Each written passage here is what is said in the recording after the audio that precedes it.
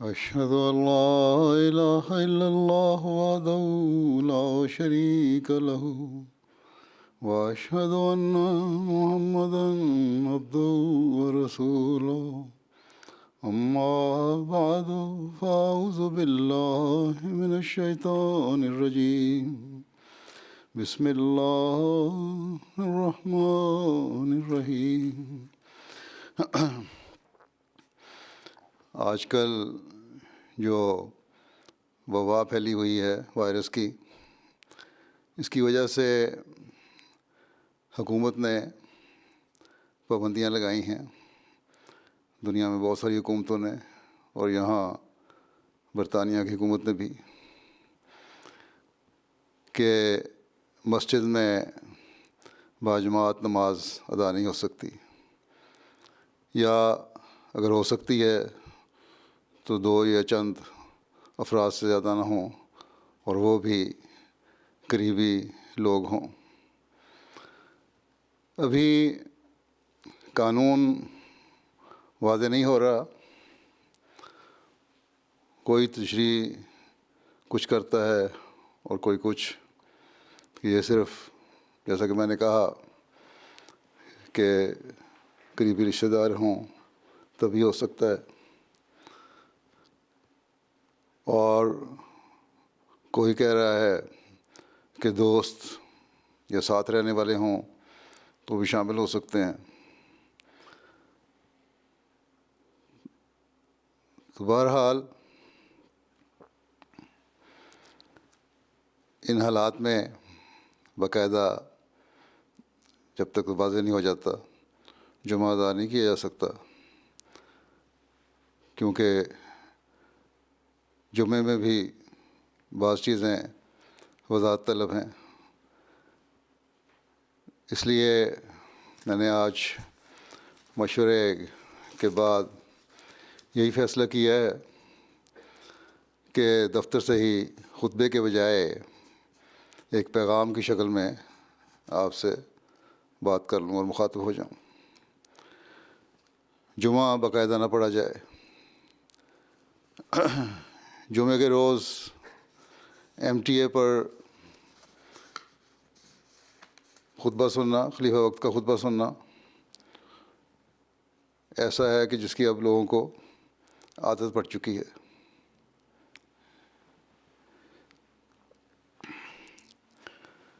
اگر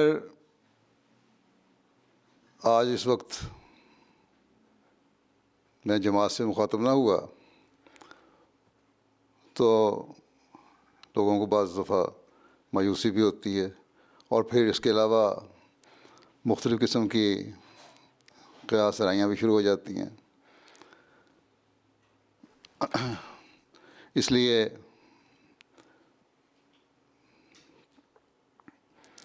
میں نے یہی بہتر سمجھا کہ کسی نہ کسی رنگ میں جماعت سے مخاطب ہو جاؤں، اور اس کے لیے یہی طریقہ اختیار کیا گیا کہ دفتر سے بیٹھ کر ایک پیغام کی صورت میں آپ سے مخاطب ہو جاؤں۔ بہرحال جیسا کہ میں نے کہا، آج جو جمعہ ہے وہ ہم تو نہیں پڑھیں گے، اور آئندہ کے لیے انشاءاللہ کیا طریقہ اختیار کرنا ہے وہ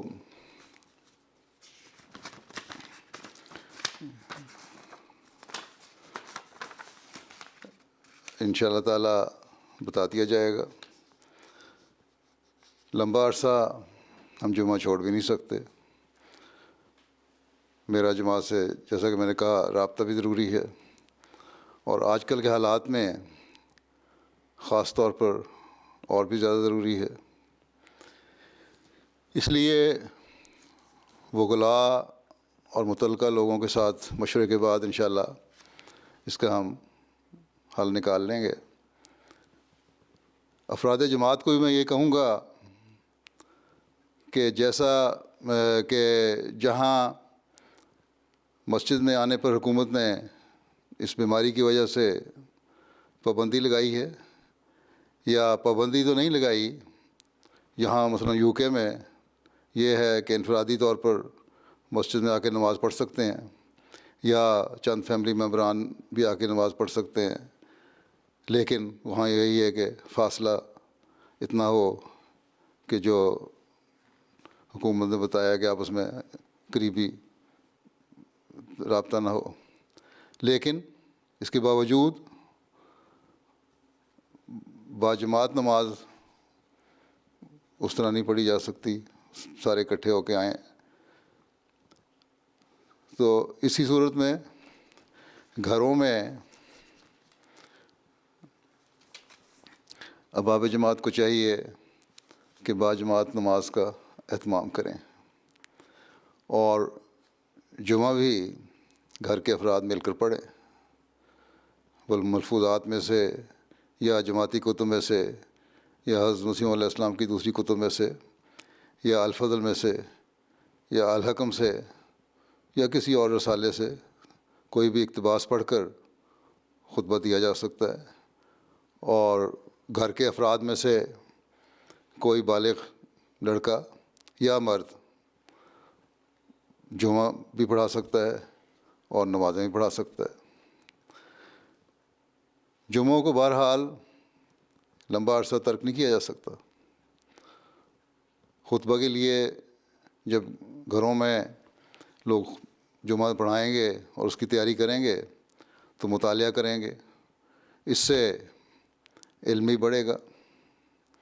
اور یوں حکومتی پابندی کی وجہ سے گھر بیٹھنا بھی دینی اور روحانی فائدے کا موجب ہو جائے گا، علمی فائدہ کا موجب ہو جائے گا.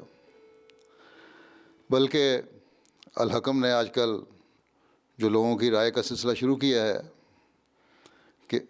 کہ ہم اس پابندی کی وجہ سے گھر بیٹھ کر کس طرح وقت گزارتے ہیں.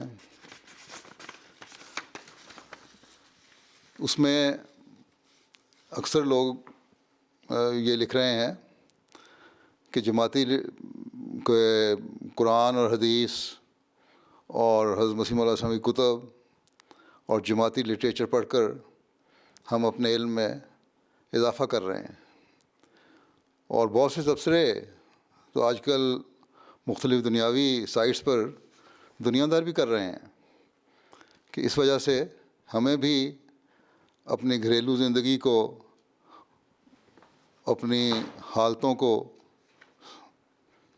بہتر کرنے کی توفیق مل رہی ہے اور ہماری گھریلو زندگی واپس آ گئی ہے. بس ہمیں بھی اپنی گھریلو زندگی کو، اپنی حالتوں کو سنوارتے ہوئے اور بچوں کی تربیت کرتے ہوئے گزارنے کی کوشش کرنی چاہیے. MTA پر بڑے اچھے پروگرام آتے ہیں. کچھ وقت ان پروگراموں کو بھی اکٹھے بیٹھ کر دیکھنے کی کوشش کریں. اور اس کے علاوہ حکومت نے عوام کی بہتری کے لیے، جیسا کہ پہلے بھی میں کہہ چکا ہوں، آپ کی صحت کو قائم رکھنے کے لیے جو ہدایات دی ہیں، جو قانون بنائے ہیں، اس کی بھی پوری پابندی کریں.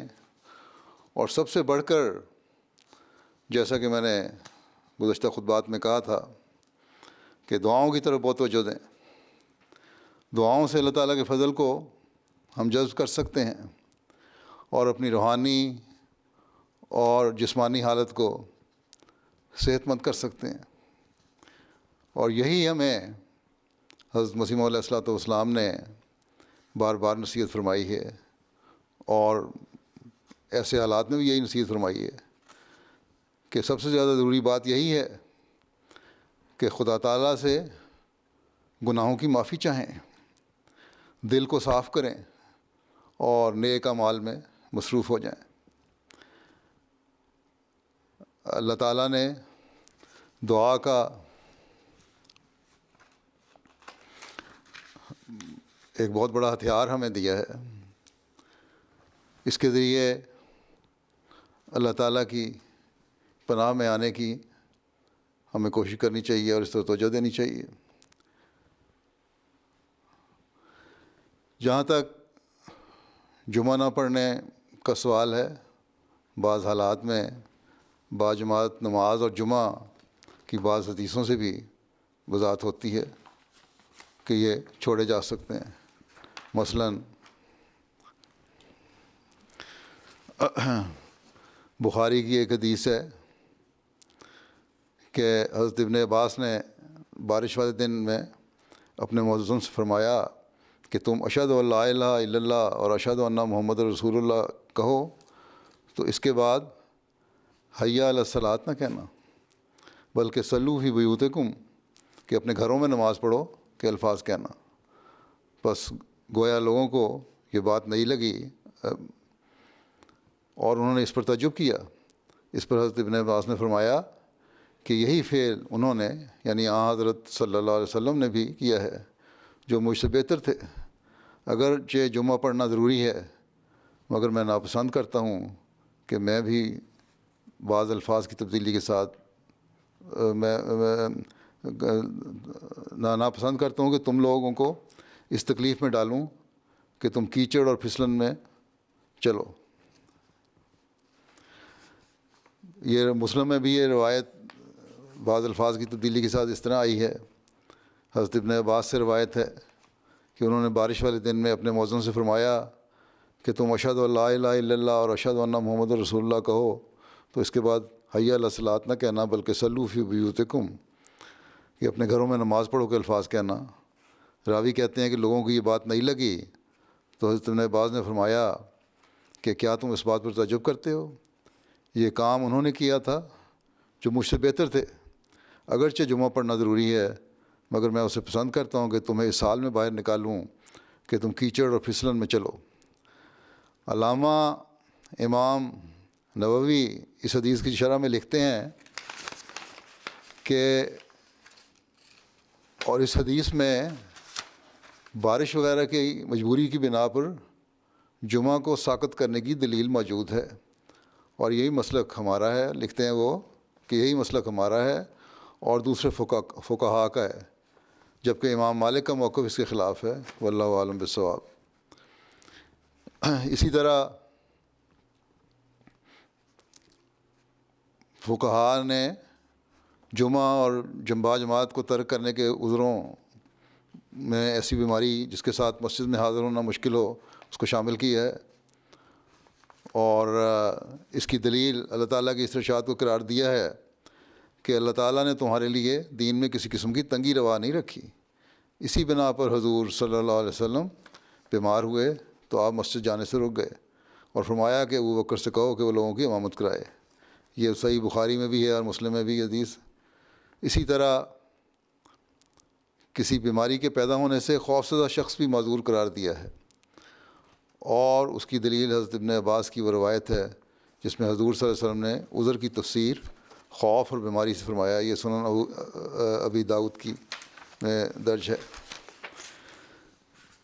بہرحال یہ بیماری جس میں پھیلنے کا بھی خطرہ ہے اور جس کے لیے حکومت نے بھی بعض قواعد اور قانون بنائے ہیں اور ملکی قوانین کے تحت ان پہ چلنا بھی ضروری ہے۔ ان صورتوں میں جمع ہونا، ایک جگہ جمع ہونا اور نماز باجماعت ادا کرنا یا جمعہ پڑھنا مشکل ہے، لیکن جیسا کہ میں نے کہا اپنے گھروں میں نماز باجماعت کی عادت ڈالیں، جہاں بچوں کو یہ علم ہوگا کہ نمازیں پڑھنا ضروری ہیں اور باجماعت پڑھنا ضروری ہے، اور آج کل کے حالات کی وجہ سے ہم مسجد نہیں جا سکتے، لیکن اس فرض کو اپنے گھروں میں نبھانا ضروری ہے، اس کو پورا کرنا ضروری ہے۔ اس طرح خاص طور پہ توجہ دیں۔ بعض دفعہ سفروں میں ایسے حالات حضرت مسیح علیہ السلام کے بھی آئے تھے جب آپ نے جمعہ ادا نہیں کیا۔ تو بہرحال بہت ساری روایات ہیں ایسی جس سے اس بارے میں بھی وضاحت ہوتی ہے کہ متعدی بیماریوں میں جمع ہونا یا بیماریوں میں ایک دوسرے سے ملنا ٹھیک نہیں ہے، اس کے لیے علیحدہ رہنا چاہیے اور علیحدہ رکھو۔ بہرحال جیسا کہ میں نے پہلے بھی کہا، ہم مستقل تو یہ نہیں چھوڑ رہے، اور اس کے لیے متبادل انتظام بھی کر رہے ہیں کہ گھروں میں جمعہ ادا کریں۔ میں بھی کوئی انتظام کرنے کی کوشش کروں گا۔ اب